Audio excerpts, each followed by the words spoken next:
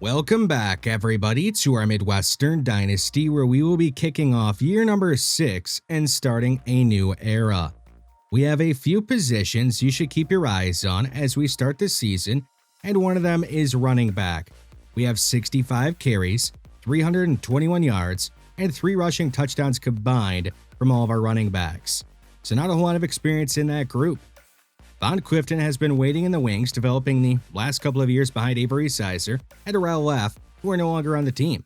So it is Von Clifton's time to shine. He will open up the season as RB1, and the talented true freshman Earl Helm will be RB2. We'll see how that ends up working out for us. At tight end, we have even less experience than we do at running back. Just 6 catches, 34 yards, 2 drops, and no touchdowns out of all of our tight ends combined. Jamie Quinton was the #1 tight end prospect in the last recruiting class, and he came here to play right away, so he will, but he's not a complete player at the moment. He is really just a great run blocker. He's going to be on the field on early downs and obvious running downs, but when it's an obvious passing situation, Marco Mayans will be the main tight end we send out there. We don't want to give away what we're doing all the time by who we're sending out there and what situation we are in, so they will mix and match somewhat, but for the most part, they will have defined roles. On the defensive side of the ball, at defensive tackle, Cortland Rahman is DT1. We know that. He had a huge game in the national championship, but who will be DT2? Who is going to emerge among these 3 players? Davion Career, Paul Dahl, and LaMichael Edmonds. They will all have a role and will all play, but I don't exactly know who is going to be getting the most playing time out of those 3 guys. At cornerback, we no longer have Ben Edmonds, the interception machine, so Gordon Sheed and Shaquem Short are going to be CB1 and CB2. They will have to play at a very high level if we want our defense to be as good as it was last year, which it was the best in the country, so that is a lot to live up to. But if they're not able to play as well as we need them to, I don't know if we have the other guys on the roster that would be capable of stepping up, so it really is important that those 2 show out. It will be a top 10 showdown to begin the year, with us taking on NC State, the Wolfpack. They made the college football playoffs a year ago, fell in the first round to Tennessee, who of course we beat in the national championship game. But that was last year. This is a new year. It's year number 6. Let's get it kicked off and going. Back to return is Sammy Thrash. He is going to bring it out of the end zone, and he will bounce off a defender and go down at the 15, where Reggie Hambrick will send out his offense at Dylan Washington, who is in just his 2nd year with us, but he is one of our 16 captains. Midwestern is going to begin the season with a run up the middle, gain of 4 for Von Clifton. No surprise to see them starting out with a run. They have been a run-first team under Reggie Hambrick. And looking to throw on 2nd down. He's going to go down the field and put it behind the aforementioned Dylan Washington. It'll be broken up and incomplete. 3rd down, a quick one here on the opening drive of the season. And here is Ham hitting Washington, who has the 1st down and is driven out of bounds up at the 34. Now on the 39-yard line, it's 3rd and 5. Blitz on the way. Ham underneath again, this time to Jaden Berry, who is loose across midfield. Speeding inside the 20. He is going to be chased down at the 12. It'll be a 49-yard gain on the first catch in Jaden Berry's career. And that redshirt freshman can fly. At the 7 on 3rd down. Ham is going to lead the pocket, looking to run, and he's going to run all the way in, scrambling into the end zone for the first touchdown of the season. That is something you have to love if you're a Horned Owl fan. He was a pure pocket passer last season, and we talked about in the offseason, we wanted to see him extending more plays and doing things like that. Speaking of quarterbacks running, here goes the NC State quarterback, picking up 18 yards. Deshaun Turbin is up to the 40-yard line. So a good start to the drive for the Wolfpack. And now they're going to run it with their running back, Julius Johns, who came into this one with just 14 carries for 17 yards in his career. A redshirt junior. Throw left side is caught by Alfonso Edwards, a true freshman tight end. Stiff arms Deontay Bland and is out of bounds up at the 11. NC State inside the 10 at the 7, moving up front on 3rd down. And they will call that on Santiago Martino, a free 5 yards for NC State. At the 4 on 3rd down, Turbin under pressure throws to the end zone into traffic, and it's caught. Khalil Robel has his 35th career touchdown, and NC State, they answer and match. It'll be all tied at 7 in the first quarter. Each team has had a possession, and each team has scored. Here's Earl Helm, the talented true freshman, his first carry of his college career. And he's up to the 39 with a gain of 14. A whole lot of speed there for the true freshman. Clifton up the middle. Another run inside for him. You'll see that a lot. And he picks up 7 yards. Marco Mines in motion. It's going to be a fake to Helm. Ham is going down the field for Jamie Clinton, and he overthrows him. And that could have been a huge play. Just flat out missed him. No pressure on him. Should have easily been able to make that throw. On third down, Marco Mines will make a difficult catch into traffic and get the first down. On the plus side of the 50, Clifton with a huge hole to run through. Is down near the first down marker as Addison Bynum, the preseason first-team All-American, is shaken up at the end of the play. That would be a huge loss if he's not able to return to this one. Clifton on third down has the first down, and then some as he refuses to go down. He's out of bounds at the 27. Looks like Addison Bynum's good. He's back in the game, just a bruised shoulder. On third down, Roberto Suarez, he's got the first down. It is up to the 6. And a number change this offseason, going from 5 to 15. Goal to go at the 3. Earl Helm left side is met at the goal line and denied. Couldn't quite get the push he needed to get into the end zone. Third and goal at the 1. Ham is going to throw left side, and it's incomplete. Dylan Washington tried to make an acrobatic catch, but just couldn't bring it in. So the Horned Owls have a decision to make, and they will line up to go for it on 4th and goal. It's going to be Clifton up the middle and into the end zone easy for his first touchdown of the season. Midwestern 2 for 2 on touchdown drives to begin the year, and they will make it 14-7 in the second quarter. If you go back and watch that touchdown run again, you'll notice Titus Hardman, our right tackle, throwing a key block. I'm hoping he can have a great year as a run blocker, but also as a pass blocker. Andreas De La Puente making the catch and getting the first down. With 6 minutes to go in the half, it's a pass, a screen to De La Puente. Jakeem Short all over that one. It'll be a loss of 3 and bring up 3rd and 9. Late movement from the Horned Owls defense. Wolfpack will go with a draw, and it's going nowhere. Thomas Smith's making the tackle near the line of scrimmage, and that is going to lead to the first punt for either side. Sammy Thrash also returning punts this year, and he's going to get some great blocks. He's into the open field, and I don't think anybody's going to be able to get to him in time. He's gone.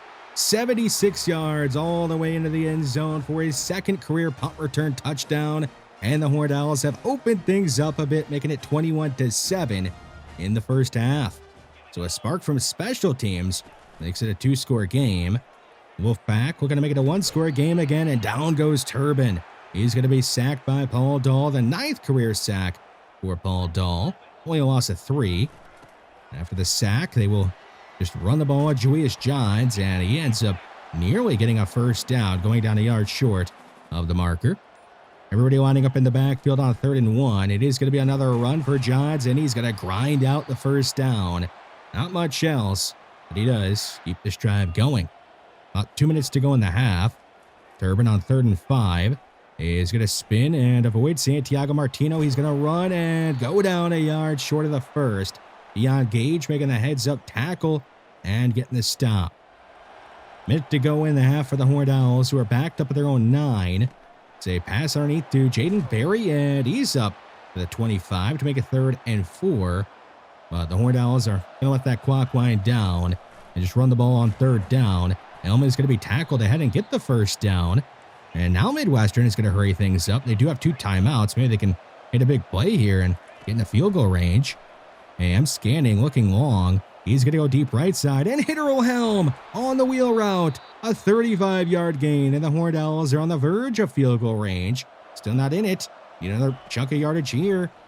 Ham down the field again, hitting Jaden Berry, and he's up to the 15. With 5 seconds to go, and Midwestern can use their final timeout and send out Jason Ops to attempt a 32-yard field goal.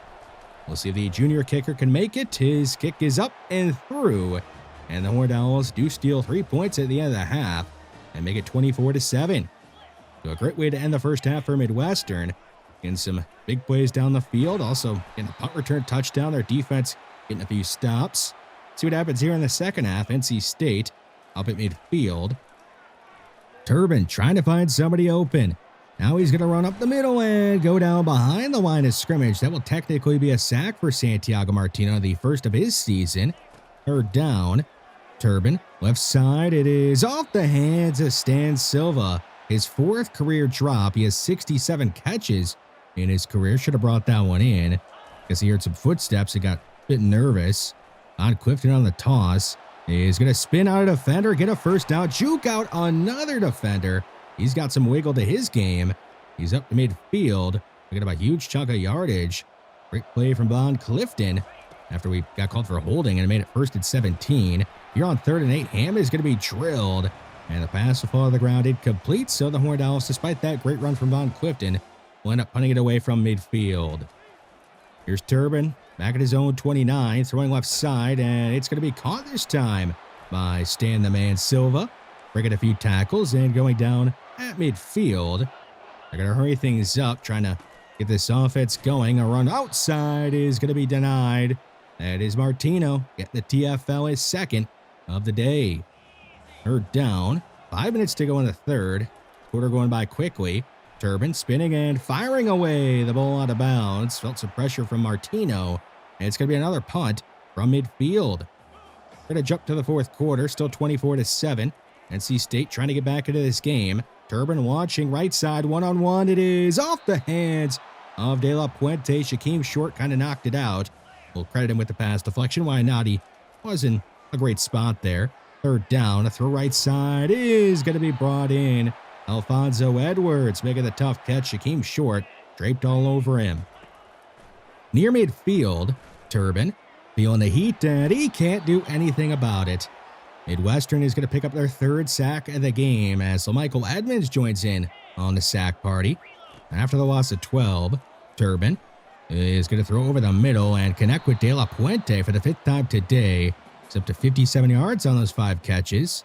It'll be 3rd and 2, and movement up front. Who is it against? It's against Midwestern. Kevin Campanaro, the preseason second-team All-American, making a boneheaded mistake, giving the Wolfpack a free first down. Now under 7 minutes to go in the fourth, Julius Johns is going to pick up a first down and go down at the 14. It's up to 95 yards on 18 carries. The Horned Owls rush defense was the best in the country last year, but they lost Edward Reed to the NFL draft, and the rush defense is looking a bit suspect in this one. Now goal to go after the bubble screen. It's at the 2-yard line. Julius Johns trying to run it in, and he won't be able to on 1st and goal. Loss of 3 as Thomas Fitz picks up his 3rd tackle for a loss. Back at the 2 on 3rd and goal. It's a speed option, and the pitch is somehow going to be made, and it's going to end up being a touchdown for NC State. Julius Johns is going to get his first touchdown of the season. NC State will make this a 2-score game late, but is it too little too late? They do end up just kicking it off, so they have to get a quick stop. The Horned Owls have an opportunity here to run the clock out. Jamie Quinton, the true freshman tight end, is unable to get the first down. It'll be 3rd and inches. A man in motion, that is Von Clifton, and they're going to hand it off to Earl Helm, who ends up getting the first down. So we can wind this clock down to the 2-minute timeout. Now Earl Helm in motion, and it's going to be a give to him on the jet sweep. He'll go down quickly. A penalty on the play, and it's going to be a holding call on the Horned Owls. Not what you want to see when you're trying to grind out the clock and waste time. It'll be a lot harder to get a first down now. Earl Helm showing off his speed. He's got the first down and is able to go down inbounds. So NC State is going to be forced to use a timeout. The Horned Owls 1 first down away from ending this one. Von Clifton gets a block from Tevin Wells, and Clifton is going to ice the game. And he ends up going over 100 yards on that run, up to 106. So Midwestern, they will win in week 1 on the road against number 10 ranked NC State, 24-14. Good way for them to begin the year as they attempt to defend their national championship. Jesse Ham is your player of the game. He had a solid game. Stat line, not that impressive, but he helped us get the win. Was this a dominant win? No, not really. But you do have to remember, we were taking on a good team that made the playoffs last year. We were on the road.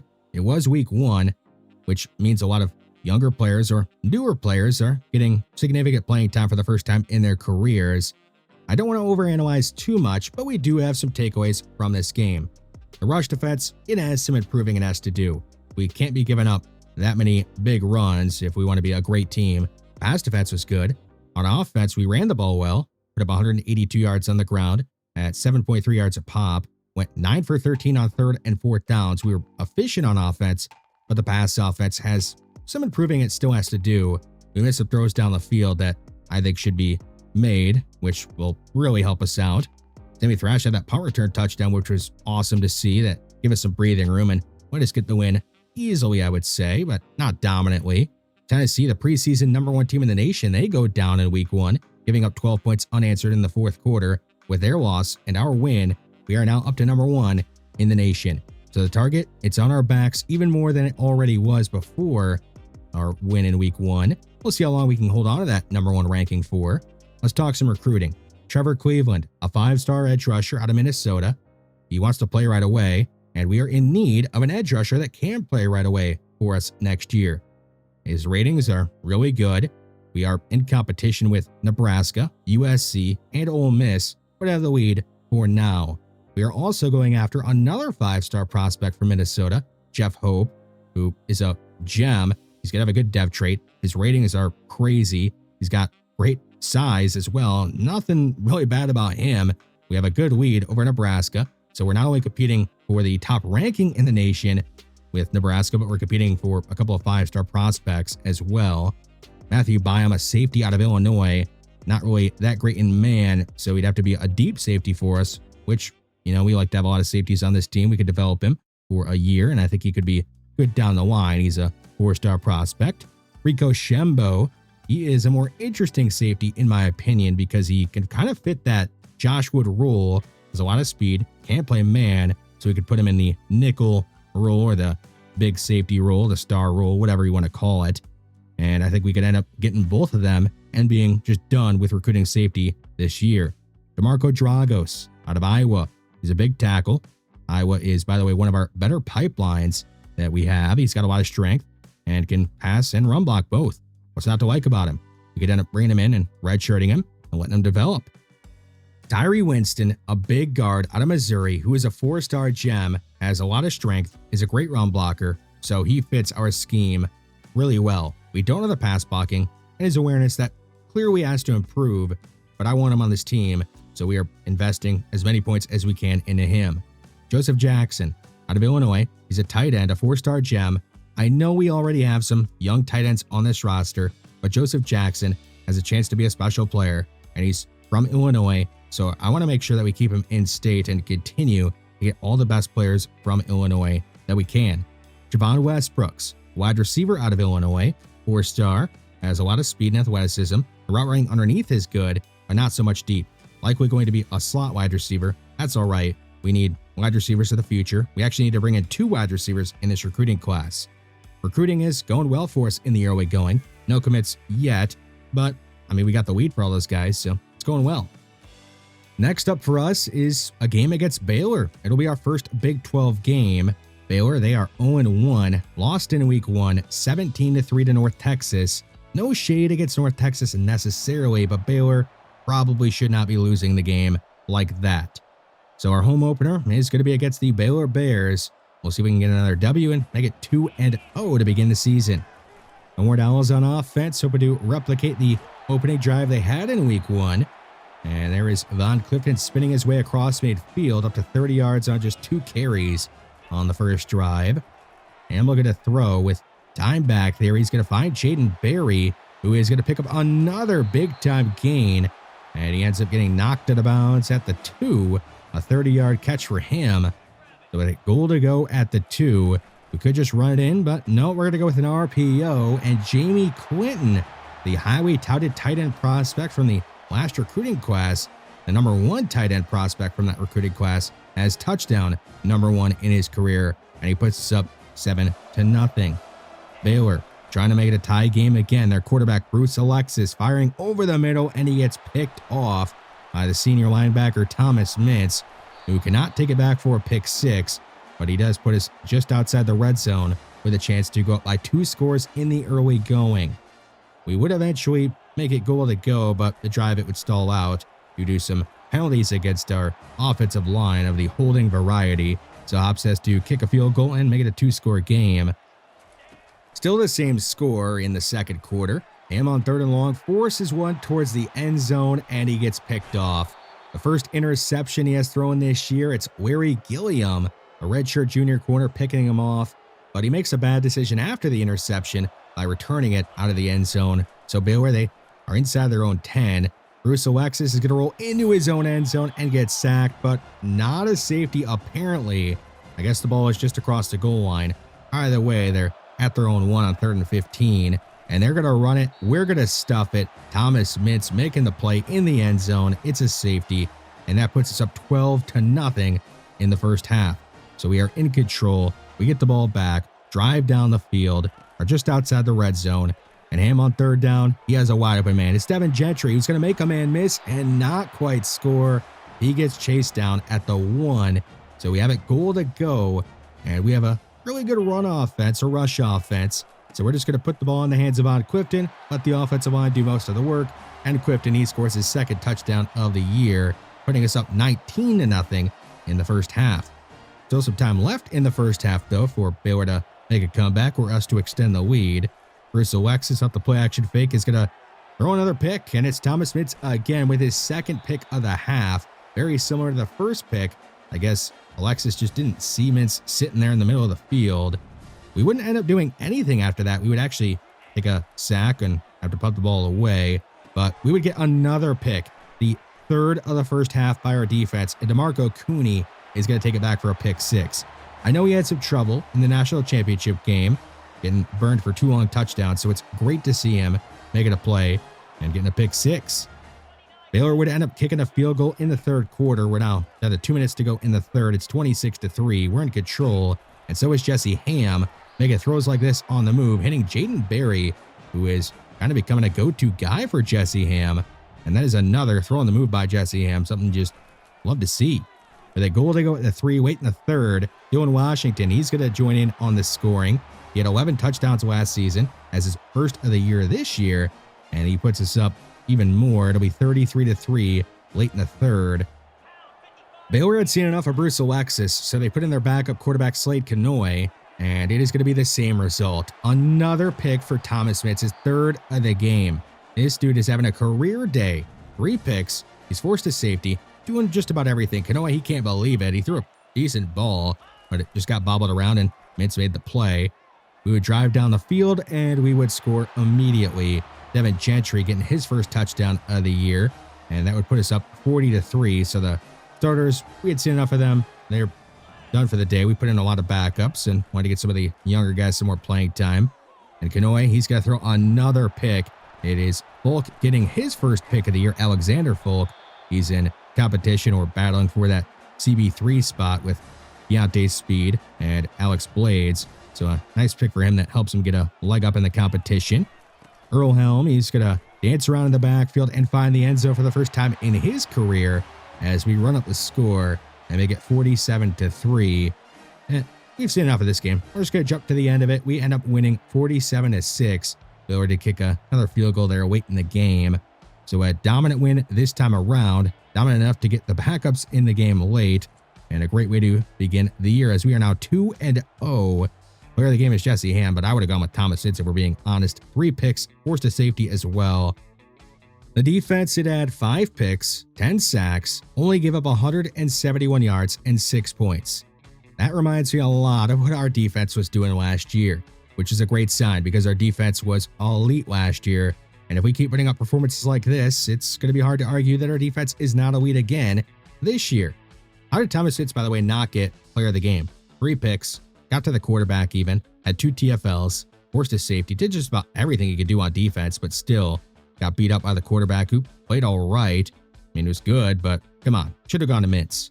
The offense, it put up 40 points on the board, 47 if you include the pick 6, and we spread the ball around, got everybody involved, and only made 1 mistake, which was that pick that I threw. Thomas Mintz does at least earn Big 12 Defensive Player of the Week, but not National Defensive Player of the Week, because somebody else had a better game than what Mintz did somehow.